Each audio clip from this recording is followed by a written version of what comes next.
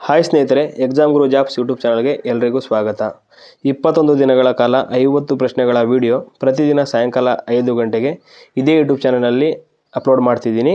ಈಗಾಗಲೇ 1ನೇ video upload ಮಾಡಿದ್ದೆ, ಅದಕ್ಕೆ ತುಂಬ ಒಳ್ಳೆಯ ರೆಸ್ಪಾನ್ಸ್ ಬಂದಿದೆ. ಎಲ್ರಿಗೂ ಧನ್ಯವಾದಗಳು.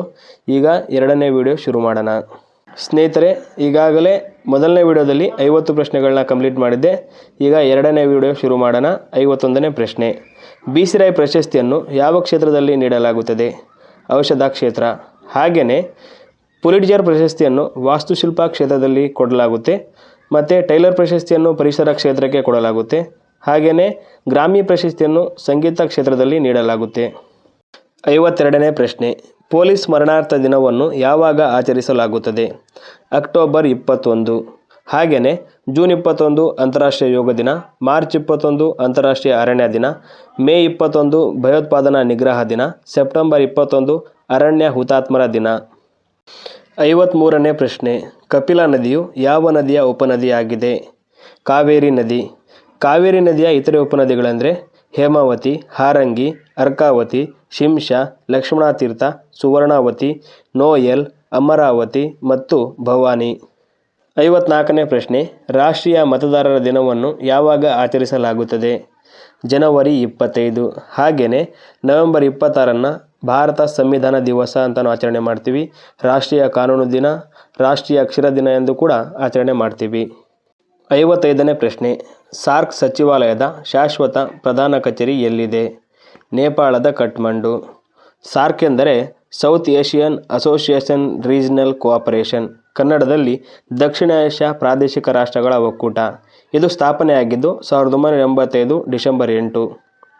56ನೇ ಪ್ರಶ್ನೆ, ಕಾಶ್ಮೀರದ ಅರಸರ ರಾಜಕೀಯ, ಸಾಮಾಜಿಕ, ಆರ್ಥಿಕ ಜೀವನದ ಬಗ್ಗೆ ತಿಳಿಸುವ ಕೃತಿ ಯಾವುದು? ಕಲ್ಹಣನ ರಾಜತರಂಗಿಣಿ. ಇವರು 12ನೇ ಶತಮಾನದಲ್ಲಿ ಸಂಸ್ಕೃತದಲ್ಲಿ ಈ ಕೃತಿಯನ್ನು ಬರೀತಾರೆ. 57ನೇ ಪ್ರಶ್ನೆ, ಸಿಂಧು ನದಿಯ ಉಪನದಿಗಳಾವುವು? ಜೀಲಂ, ಚೀನಾಬ್, ರಾವಿ, ಬಿಯಾಸ್, ಸಟ್ಲೇಜ್. ಸಟ್ಲೇಜ್ ನದಿಯು ಸಿಂಧು ನದಿಯ ಅತಿದೊಡ್ಡ ಉಪನದಿಯಾಗಿದೆ. ಈ ಸಟ್ಲೇಜ್ ನದಿಗೆ ಹಿಮಾಚಲ ಪ್ರದೇಶದಲ್ಲಿ ಬಾಕ್ರಾ ಅಣೆಕಟ್ಟು ಅಥವಾ ಗೋಬಿಂದ ಸಾಗರ ಜಲಾಶಯವನ್ನು ನಿರ್ಮಿಸಲಾಗಿದೆ. 1960 ಸೆಪ್ಟೆಂಬರ್ 19ರಂದು ಇಂಡಸ್ ಜಲ ಒಪ್ಪಂದ ಆಗುತ್ತೆ. ಅದು ಭಾರತ ಮತ್ತು ಪಾಕಿಸ್ತಾನದ ನಡುವೆ. 58ನೇ ಪ್ರಶ್ನೆ, ಕೊಬ್ಬಿನಲ್ಲಿ ಕರಗುವ ವಿಟಮಿನ್ಗಳು ಯಾವುವು? A, D, E, K. ಹಾಗೆಯೇ ನೀರಿನಲ್ಲಿ ಕರಗುವ ವಿಟಮಿನ್ಗಳೆಂದರೆ B ಮತ್ತು C. ವಿಟಮಿನ್ಗಳ ರಾಸಾಯನಿಕ ಹೆಸರುಗಳನ್ನ ನೋಡೋದಾದರೆ, ವಿಟಮಿನ್ ಎಗೆ ರೆಟಿನಾಲ್ ಅಂತ ಕರಿತೀವಿ, ವಿಟಮಿನ್ B1ಗೆ thiamine, vitamin B2 riboflavin, vitamin B3 niacin, vitamin B6 pyridoxine, vitamin B9 cyanocobalamin, vitamin K phylloquinone ಇತ್ಯಾದಿಗಳು. 59ನೇ ಪ್ರಶ್ನೆ, ಕಮ್ಯುನಿಸ್ಟ್ ಮ್ಯಾನಿಫೆಸ್ಟೋ ಕೃತಿಯನ್ನು ಬರೆದವರು ಯಾರು? Karl marks. ಕಾರ್ಲ್ ಮಾರ್ಕ್ಸ್ ರವರ ಇನ್ನೊಂದು ಪ್ರಮುಖ ಕೃತಿ ಅಂದರೆ ದಾಸ್ ಕ್ಯಾಪಿಟಲ್. ಕಾರ್ಲ್ ಮಾರ್ಕ್ಸ್ ರವರನ್ನು ವೈಜ್ಞಾನಿಕ ಸಮಾಜವಾದದ ಪಿತಾಮಹ ಅಂತಲೂ ಕರೆಯುತ್ತಾರೆ.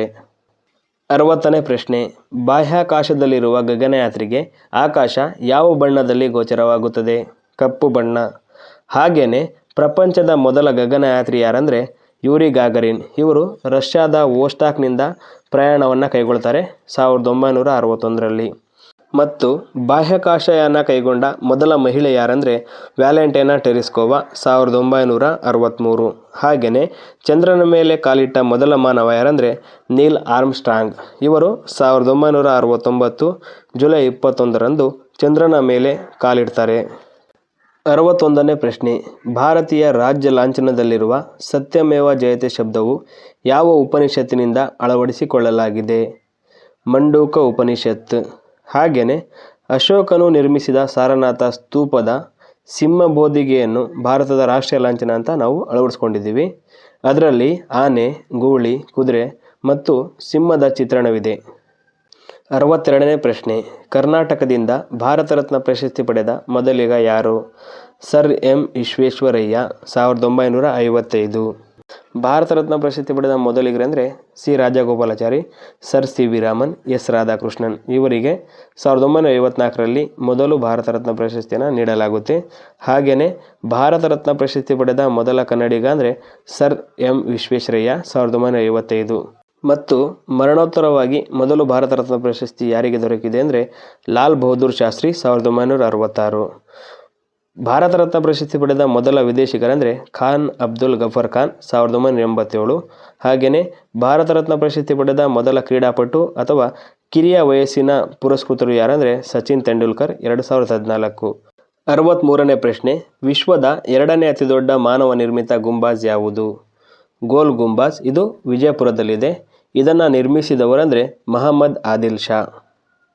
64ನೇ ಪ್ರಶ್ನೆ, 1956ರಲ್ಲಿ ಕರ್ನಾಟಕ ರಾಜ್ಯವನ್ನು ಯಾವ ವರದಿ ಆಧಾರದ ಮೇಲೆ ರಚಿಸಲಾಯಿತು? ಫಜಲ್ ಅಲಿ ಸಮಿತಿ. ಈ ಫಜಲ್ ಅಲಿ ಸಮಿತಿಯ ಅಧ್ಯಕ್ಷರು ಯಾರೆಂದರೆ ಫಜಲ್ ಅಲಿ ಆಗಿರ್ತಾರೆ ಮತ್ತು ಇದರ ಸದಸ್ಯರು HN ಕುಂಜ್ರು ಮತ್ತು KM ಪಣಿಕರ್ ಆಗಿರುತ್ತಾರೆ. 65ನೇ ಪ್ರಶ್ನೆ, ಕಬ್ಬಿಣ ತುಕ್ಕು ಹಿಡಿಯುವಿಕೆಯ ರಾಸಾಯನಿಕ ಅಣುಸೂತ್ರವೇನು? Fe2O3NH2O. ಹಾಗೆಯೇ ಕಬ್ಬಿಣ ತುಕ್ಕು ಹಿಡಿದಾಗ ಅದರ ತೂಕ ಹೆಚ್ಚಾಗುತ್ತದೆ. 66ನೇ ಪ್ರಶ್ನೆ, ಮಿನಿ ಸಂವಿಧಾನ ಎಂದು ಯಾವ ತಿದ್ದುಪಡಿಯನ್ನು ಕರೆಯಲಾಗುತ್ತದೆ? 1976ರ 42ನೇ ತಿದ್ದುಪಡಿ. ಈ ತಿದ್ದುಪಡಿ ಕಾಯ್ದೆಯ ಪ್ರಕಾರ ಜಾತ್ಯತೀತತೆ, ಸಮಾಜವಾದಿ ಮತ್ತು ಐಕ್ಯತೆ ಎಂಬ ಪದಗಳನ್ನು ಸಂವಿಧಾನಕ್ಕೆ ಸೇರಿಸಲಾಗುತ್ತದೆ. 67ನೇ ಪ್ರಶ್ನೆ, ಮೊಘಲ್ ಚಕ್ರವರ್ತಿ ಅಕ್ಬರ್ನ ಸಮಾಧಿ ಎಲ್ಲಿದೆ? ಉತ್ತರ ಪ್ರದೇಶದ ಆಗ್ರಾ ಬಳಿಯ ಸಿಕಂದರ್ ಎಂಬಲ್ಲಿ. ಹಾಗೆಯೇ ಬಾಬರ್ ಅವರ ಸಮಾಧಿ ಕಾಬೂಲ್, ಹುಮಾಯೂನ್ ರವರ ಸಮಾಧಿ ದೆಹಲಿ, ಜಹಾಂಗೀರ್ ರವರ ಸಮಾಧಿ ಲಾಹೋರ್, ಶಹಜಹಾನ್ ರವರ ಸಮಾಧಿ ಆಗ್ರಾ, ಔರಂಗಜೇಬ್ ರವರ ಸಮಾಧಿ ಮಹಾರಾಷ್ಟ್ರದ ದೇವಗಿರಿ. 68ನೇ ಪ್ರಶ್ನೆ, ಆದಿಶಂಕರಾಚಾರ್ಯರು 4 ಮಠಗಳಲ್ಲಿ ಮೊದಲು ಎಲ್ಲಿ ಸ್ಥಾಪಿಸಿದರು? ಶೃಂಗೇರಿ.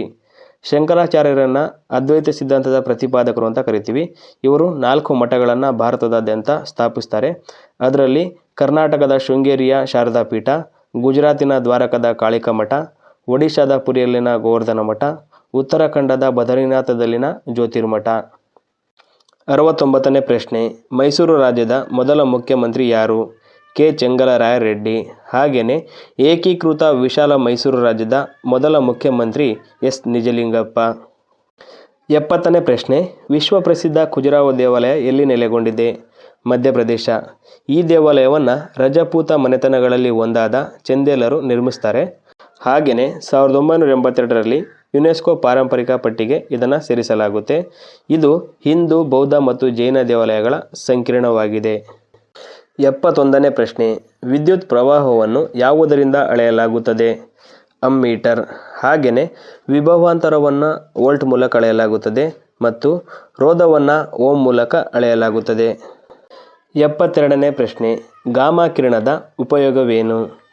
ಕ್ಯಾನ್ಸರ್ ಚಿಕಿತ್ಸೆಗಾಗಿ ಬಳಸಲಾಗುತ್ತದೆ ಮತ್ತು ಸೂಕ್ಷ್ಮಜೀವಿಗಳನ್ನು ಸಾಯಿಸಲು ಬಳಸಲಾಗುತ್ತದೆ. ಹಾಗೆಯೇ ಕ್ಷಕಿರಣ ದೇಹದ ಒಳ ಅಂಗಗಳ ಚಿತ್ರ ತೆಗೆಯಲು ಬಳಸಲಾಗುತ್ತದೆ. 73ನೇ ಪ್ರಶ್ನೆ, ಕ್ಷಯರೋಗಕ್ಕೆ ಕಾರಣವಾಗುವ ಜೀವಿ ಯಾವುದು? ಬ್ಯಾಕ್ಟೀರಿಯಾ. ಹಾಗೆಯೇ ಮಾರ್ಚ್ 24ನ್ನು ವಿಶ್ವ ಕ್ಷಯರೋಗ ದಿನವನ್ನಾಗಿ ಆಚರಿಸಲಾಗುತ್ತದೆ. 74ನೇ ಪ್ರಶ್ನೆ, ಮಣ್ಣು ಇಲ್ಲದೆ ಸಸ್ಯಗಳನ್ನು ಬೆಳೆಸುವ ವಿಧಾನ ಯಾವುದು? ಹೈಡ್ರೋಫೋನಿಕ್ಸ್. ಹಾಗೆಯೇ ರೇಷ್ಮೆ ಸಾಗಾಣಿಕೆಯನ್ನು ಸೆರಿಕಲ್ಚರ್ ಅಂತ ಕರಿತೀವಿ, ತೋಟಗಾರಿಕೆಯನ್ನು ಹಾರ್ಟಿಕಲ್ಚರ್ ಅಂತ ಕರಿತೀವಿ, ಜೇನು ಸಾಗಣೆಯನ್ನು ಎಫಿಕಲ್ಚರ್ ಅಂತ ಕರಿತೀವಿ.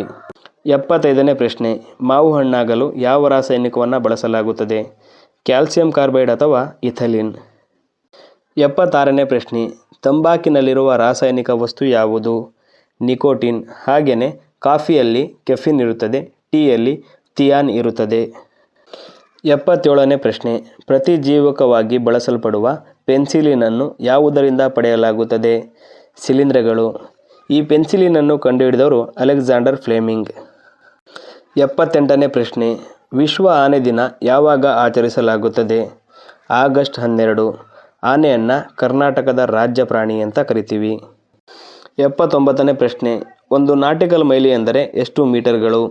1852 ಮೀಟರ್ಗಳು. ಹಾಗೆಯೇ ಒಂದು ಪ್ಯಾದಮ್ ಎಂದರೆ 6 ಅಡಿಗಳು.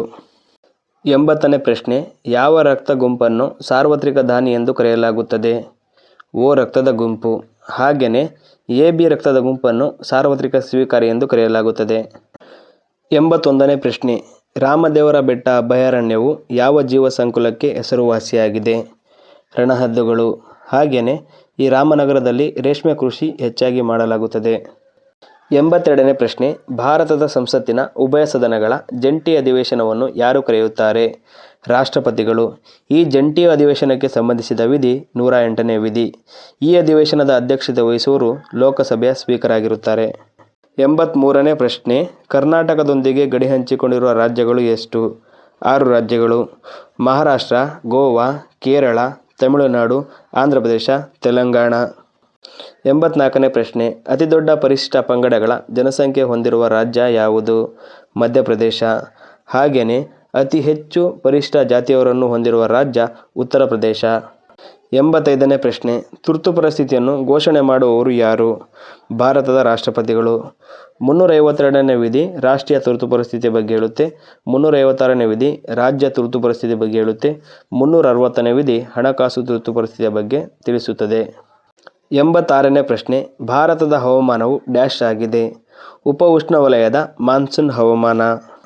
87ನೇ ಪ್ರಶ್ನೆ, ಸಂವಿಧಾನದ 32ನೇ ವಿಧಿಯನ್ನು ಸಂವಿಧಾನದ ಆತ್ಮ ಮತ್ತು ಹೃದಯ ಎಂದು ಹೇಳಿದವರು ಯಾರು? ಅಂಬೇಡ್ಕರ್. 88ನೇ ಪ್ರಶ್ನೆ, ಮಾಂಟ್ರಿಯಲ್ ಪ್ರೋಟೋಕಾಲ್ ಯಾವುದಕ್ಕೆ ಸಂಬಂಧಿಸಿದೆ? ಕ್ಲೋರೋಫ್ಲೋರೋಕಾರ್ಬನ್ಗಳ ಬಳಕೆ ಕಡಿತ. 89ನೇ ಪ್ರಶ್ನೆ, JPEGಯ ವಿಸ್ತೃತ ರೂಪವೇನು? Joint photographic experts group. 90ನೇ ಪ್ರಶ್ನೆ, ಲಿಸ್ಬನ್ನ ಗಾಂಧಿ ಯಾರು? Antonio Costa. ಹಾಗೆಯೇ ಕರ್ನಾಟಕದ ಗಾಂಧಿ ಹರ್ಡೇಕರ್ ಮಂಜಪ್ಪ. 91ನೇ ಪ್ರಶ್ನೆ, ಹಳದಿ ಕ್ರಾಂತಿಯ ಪಿತಾಮಹ ಯಾರು? ಸ್ಯಾಮ್ ಪಿತ್ರೋಡ. 92ನೇ ಪ್ರಶ್ನೆ, ಕೇಂದ್ರ ಸರ್ಕಾರವು ಕನ್ನಡಕ್ಕೆ ಶಾಸ್ತ್ರೀಯ ಸ್ಥಾನಮಾನವನ್ನು ಯಾವ ವರ್ಷದಲ್ಲಿ ನೀಡಿತು? 2008. ಭಾರತದಲ್ಲಿ ಒಟ್ಟು 6 ಭಾಷೆಗಳಿಗೆ ಶಾಸ್ತ್ರೀಯ ಸ್ಥಾನಮಾನವನ್ನು ಕೊಟ್ಟಿದ್ದಾರೆ. ಅದರಲ್ಲಿ ತಮಿಳುನಾಡು 2004ರಲ್ಲಿ, ಮತ್ತು ಸಂಸ್ಕೃತ 2005ರಲ್ಲಿ, ತೆಲುಗು ಮತ್ತು ಕನ್ನಡ 2008ರಲ್ಲಿ, ಮಲಯಾಳಂ 2003ರಲ್ಲಿ, ಒಡಿಯಾ 2014ರಲ್ಲಿ ಶಾಸ್ತ್ರೀಯ ಸ್ಥಾನಮಾನವನ್ನು ಪಡೆದುಕೊಳ್ಳುತ್ತೆ. 93ನೇ ಪ್ರಶ್ನೆ, ಮಾಟ ಮಂತ್ರ ಮತ್ತು ಔಷಧಿಯ ಬಳಕೆಯ ಬಗ್ಗೆ ತಿಳಿಸುವ ವೇದ ಯಾವುದು? ಅಥರ್ವಣ ವೇದ. 94ನೇ ಪ್ರಶ್ನೆ, ಶ್ರೀಮದ್ಭಗವದ್ಗೀತಾ ಮತ್ತು ದಿ ಆರ್ಕಟಿಕ್ ಹೋಮ್ನಿಂದ ವೇದಾಸ್ ಕೃತಿಯನ್ನು ರಚಿಸಿದವರು ಯಾರು? ಲೋಕಮಾನ್ಯ ಬಾಲಗಂಗಾಧರನಾಥ್ ತಿಲಕ್. 95ನೇ ಪ್ರಶ್ನೆ, ನಾಟ್ಯಶಾಸ್ತ್ರ ಎಂಬ ಭಾರತೀಯ ಸಂಗೀತದ ಮೂಲವನ್ನು ಬರೆದವರು ಯಾರು? ಭರತಮುನಿ. 96ನೇ ಪ್ರಶ್ನೆ, ಕಾಳಿದಾಸನು ಅಭಿಜ್ಞಾನ ಶಾಕುಂತಲ ಎಂಬ ನಾಟಕವನ್ನು ಯಾವ ಭಾಷೆಯಲ್ಲಿ ಬರೆದನು? ಸಂಸ್ಕೃತ ಭಾಷೆ. 97ನೇ ಪ್ರಶ್ನೆ, ದುಂಡು ಮೇಜಿನ ಸಮ್ಮೇಳನಗಳ ಅಧ್ಯಕ್ಷತೆಯನ್ನು ವಹಿಸಿದ್ದವರು ಯಾರು? ರಾಮ್ಸೆ ಮ್ಯಾಕ್ ಡೊನಾಲ್ಡ್. 98ನೇ ಪ್ರಶ್ನೆ, ಅತ್ಯಂತ ಹೆಚ್ಚು ಕ್ರಿಯಾಶೀಲ ಲೋಹ ಯಾವುದು? ಪೊಟ್ಯಾಷಿಯಂ. ಪೊಟ್ಯಾಷಿಯಂ ನಂತರದ ಕ್ರಿಯಾಶೀಲ ಲೋಹ ಸೋಡಿಯಂ. 99ನೇ ಪ್ರಶ್ನೆ, ಭೂಮಿಯ ತೊಗಟೆಯಲ್ಲಿ ಹೇರಳವಾಗಿ ದೊರೆಯುವ ಲೋಹ ಯಾವುದು? ಅಲ್ಯೂಮಿನಿಯಂ. 100ನೇ ಪ್ರಶ್ನೆ, ಕೊಠಡಿಯ ತಾಪಮಾನದಲ್ಲಿ ದ್ರವರೂಪದ ಲೋಹ ಯಾವುದು? ಪಾದರಸ ಮತ್ತು ಗ್ಯಾಲಿಯಂ. ಸ್ನೇಹಿತರೆ, ಇವಿಷ್ಟು ಇವತ್ತಿನ 50 ಪ್ರಶ್ನೆಗಳ ವಿಡಿಯೋ ಆಗಿತ್ತು. ಮೊದಲನೇ ವಿಡಿಯೋ ಲಿಂಕ್ ಬೇಕಿದ್ರೆ ಈ ವಿಡಿಯೋದ ಡಿಸ್ಕ್ರಿಪ್ಷನ್ ಬಾಕ್ಸ್ನಲ್ಲಿ ಹಾಕಿರ್ತೀನಿ, ಒಂದ್ಸತಿ ಚೆಕ್ ಮಾಡಿ. ಈ ವಿಡಿಯೋ ಇಷ್ಟ ಆಗಿದ್ರೆ ಲೈಕ್ ಮಾಡಿ, ಶೇರ್ ಮಾಡಿ, ಕಾಮೆಂಟ್ ಮಾಡಿ, ಹಾಗೆಯೇ ಸಬ್ಸ್ಕ್ರೈಬ್ ಮಾಡಿ.